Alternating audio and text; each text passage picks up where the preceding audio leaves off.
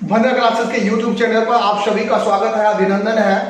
और आज हम बात करने वाले हैं कुछ रिजल्ट इरेशनल नंबर पर। उम्मीद है कि आपको पिछले वीडियो की ही तरह इस वीडियो में भी आनंद आएगा। तो आप हम लोगों के मनोबल बढ़ाने के लिए इसे सब्सक्राइब करें, आप शेयर करें और दूसरे को भी सब्सक्राइब करने के लिए प्रेरित करें। तो चलिए आज सेशन स्टार्ट करते हैं। आज इस सेशन में हम इस पहले थ्योरम की हम बात कर रहे हैं।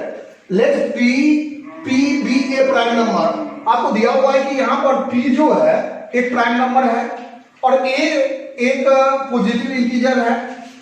तो कह रहा है क्या, और तीसरी बात कह रहा है कि पी डिवाइड्स ए स्क्वायर।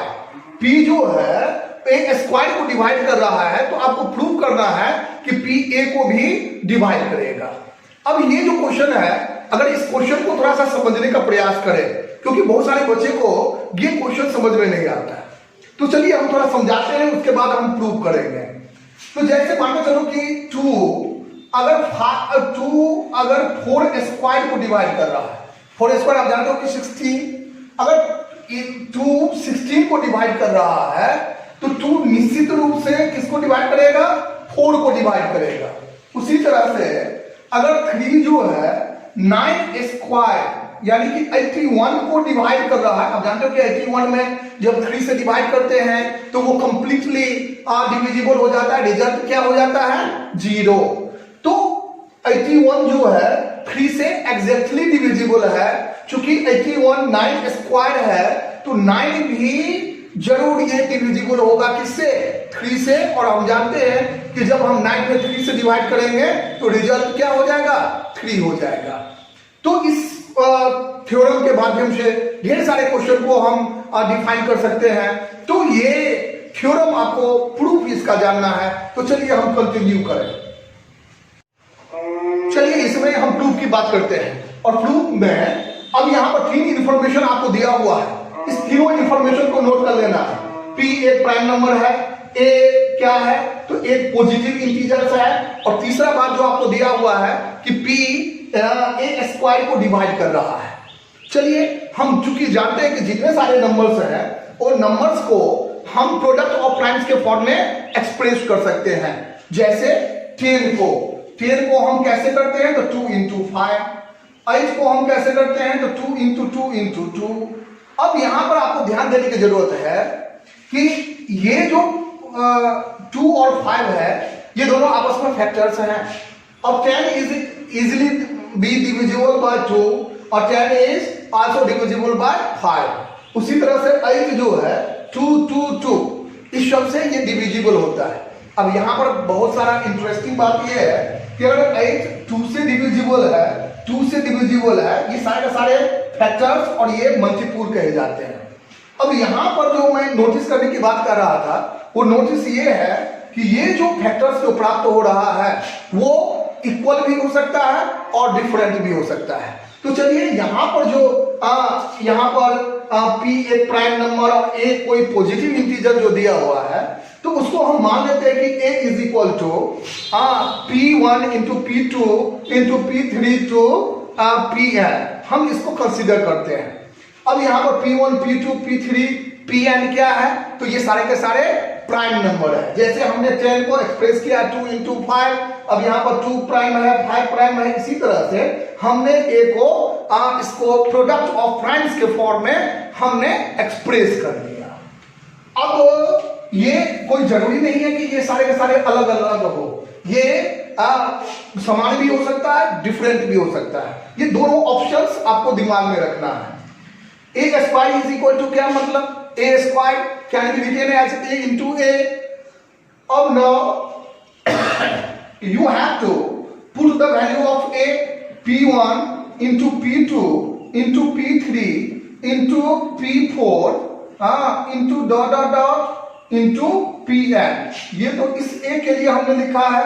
इसी तरह से हम दूसरे a के लिए भी लिखें, तो अब दूसरे a के लिए तो P1 into P2 into dot dot dot into Pn।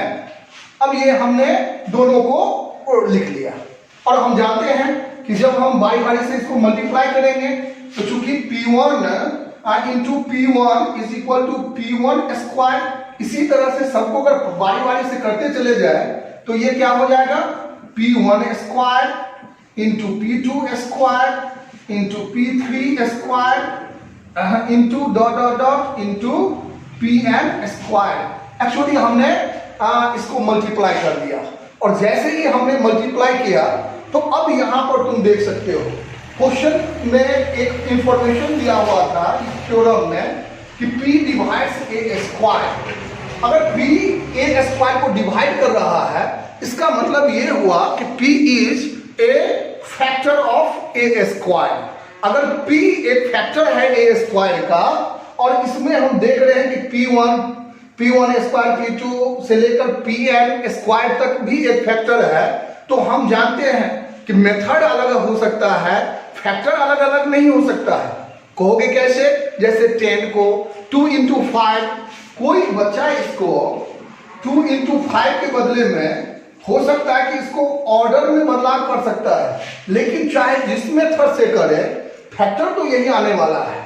तो अगर P A स्क्वायर को डिवाइड कर रहा है और P1 से लेकर Pn तक ये सारे के सारे फैक्टर्स ही है, इसका मतलब ये हुआ कि P is one of the factor of P1 P2 P3, P1 से लेकर Pn तक में कोई न कोई एक है जो किसके बराबर है, P के बराबर है।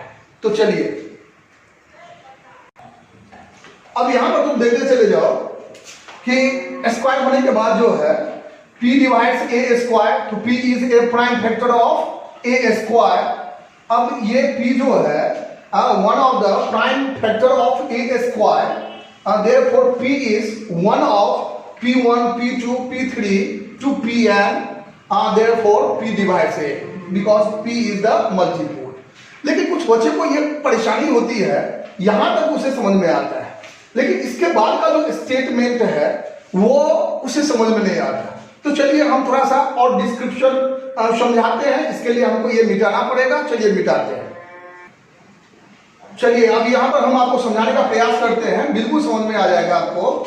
देखिए A square is equal to, आपने क्या किया, आपने किया था अभी P1 into P2 into P3 into dot dot dot Pn।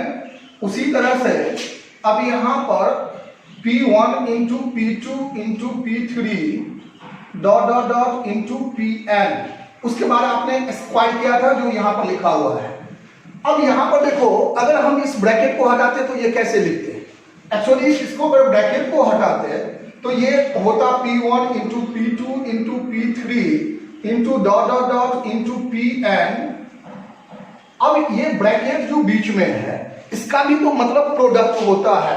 अगर ये प्रोडक्ट नहीं होता तो फिर P1 स्क्वायर कैसे हो गया। तो इसका मतलब ये हुआ कि ये भी P1 into P2 into P3 dot dot dot into ये Pn हो जाएगा। अब आप ये देख सकते हो कि हमने P1 P2 से लेकर Pn तक हमने माना था प्राइम। इसका मतलब ये हुआ कि ये जितने सारे अभी जो नंबर दिख रहे हैं स्क्रीन पर, जितने सारे बोर्ड पर आप देख रहे हो, सारे के सारे प्राइम है। और सारे प्राइम अगर प्रोडक्ट के फॉर्म में है तो इसी को हम प्राइम फैक्टराइजेशन बोलते हैं। और अभी तुरंत हमने आपको समझाया था कि अगर 10 को 2 इंटू 5 लिखते हैं या 8 को हम 2 इंटू 2 इंटू 2 लिखते हैं, तो भले ही 2 बार हो या 3 बार हो, इससे कोई फर्क नहीं पड़ता। ये सारे के सारे फैक्टर है, और फैक्टर जो है वो इसको एग्जैक्टली डिविजिबल करते हैं।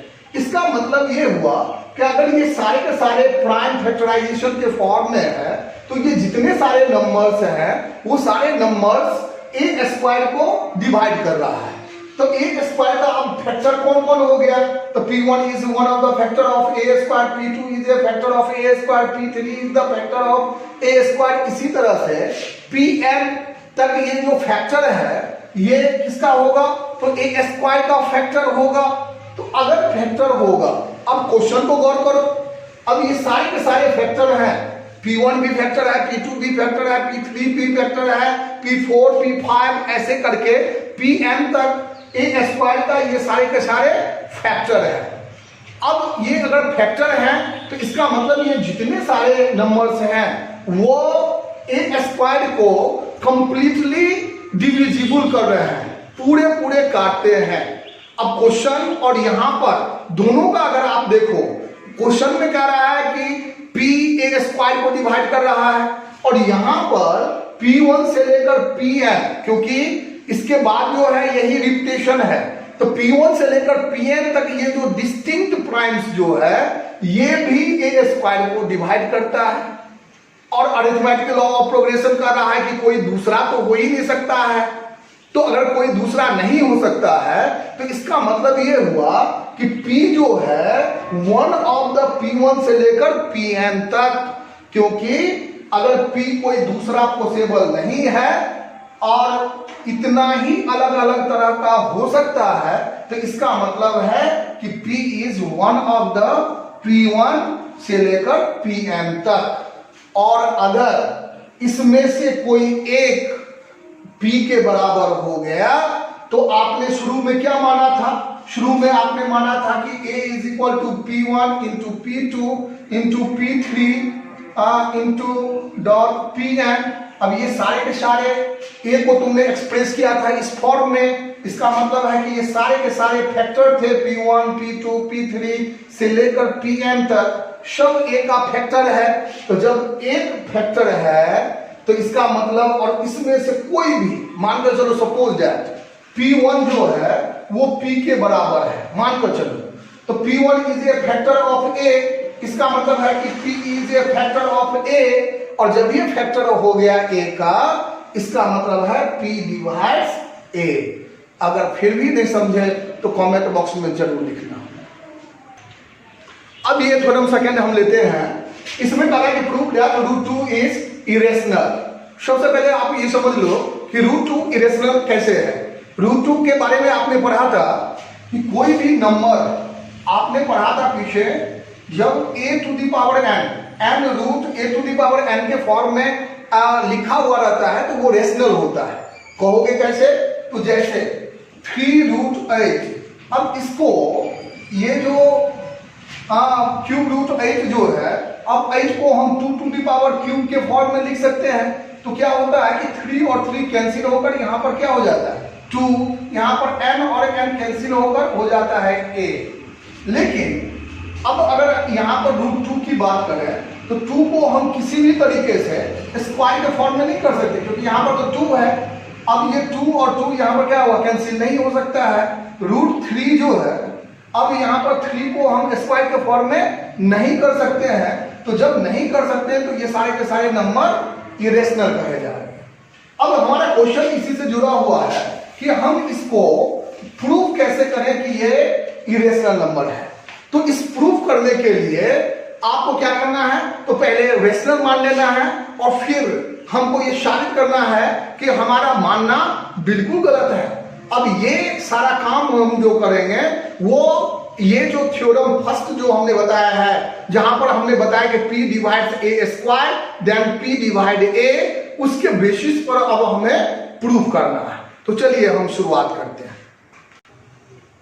अब इसको सॉल्व करने के लिए हमने क्या किया कि ई पॉसिबल अगर संभव है, तो हम जानते हैं कि ये संभव नहीं है, लेकिन फिर भी हम मान लेते हैं कि let e possible root 2 a rational number, हम रूट 2 को रेशनल नंबर मान लेते हैं। क्योंकि जितने सारे रेशनल नंबर होता है वो सारे के सारे P अपॉन Q और A अपॉन B इसके फॉर्म में होता है, इसीलिए हम इसको क्या मान लेते हैं, root 2 is equal to A upon B।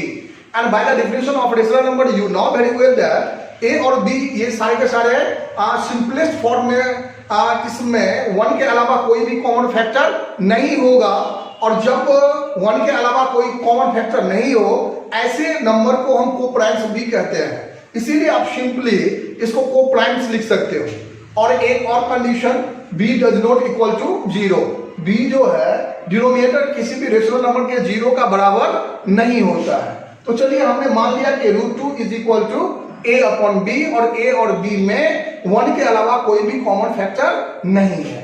अब हमें क्या करना है, स्क्वायरिंग बोथ साइड्स करना है, स्क्वायरिंग बोथ साइड्स। अगर दोनों तरफ हम स्क्वायर कर दें तो root 2 square is equal to A upon B whole square अब ये कितना हो जाएगा, 2 is equal to A square upon B square. अगर हम बाय क्रॉस मल्टीप्लीकेशन इसका कर लें तो A square is equal to 2b square.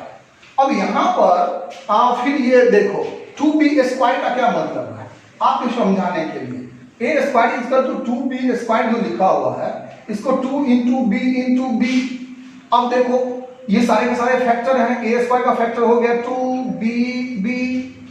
चूंकि हमें बी स्क्वायर का काम नहीं है या बी का काम नहीं है इसीलिए हम 2 का यहां पर लेते हैं। तो 2 is a factor of A square. यहां पर क्या होगा, therefore 2 is a factor of A square. 2 एक फैक्टर है ए स्क्वायर का, और जितने सारे फैक्टर होते हैं वो सारे के सारे कंप्लीटली डिवाइड करते हैं, डिविजिबल करते हैं। तो यहां पर 2 डिवाइड्स ए स्क्वायर, 2a स्क्वायर को डिवाइड करेगा। और बाय थ्योरम हम जानते हैं कि देयरफॉर 2 डिवाइड्स a, और इसीलिए 2 किसको डिवाइड करेगा, 2 डिवाइड करेगा a को। अगर 2a को डिवाइड करेगा तो आप जानते हो कि 2 is one of the factor of a। तो अब यहां पर एक साबित हो जाता है कि 2 is a factor of a।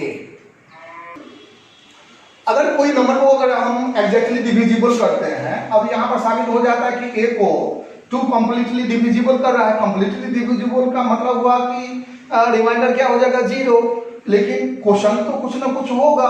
तो अब हम यहाँ पर अगर क्वेश्चन को c मान लेते हैं तो यूक्लिड डिवीजन लेमा में आपने पढ़ा ही है कि a is equal to 2c, या फिर dividend is equal to divisor into quotient plus reminder.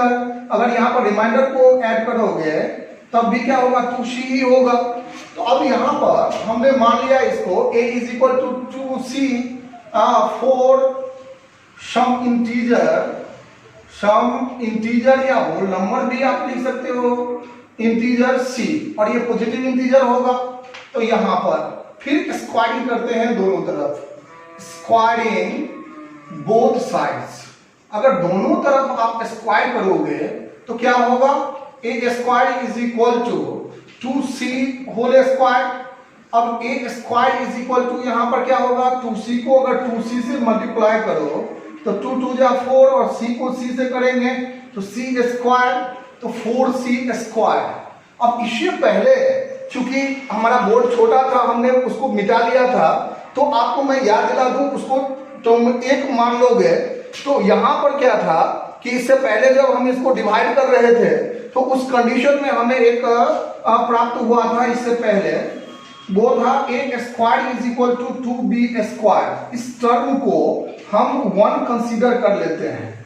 अब यहां पर इसके बदले में, तो ए स्क्वायर के बदले में ये इससे पहले जहां पर था उससे लेके 2b square is equal to 4c square, उसको अगर आपने फर्स्ट मान लिया है तो फ्रॉम फर्स्ट।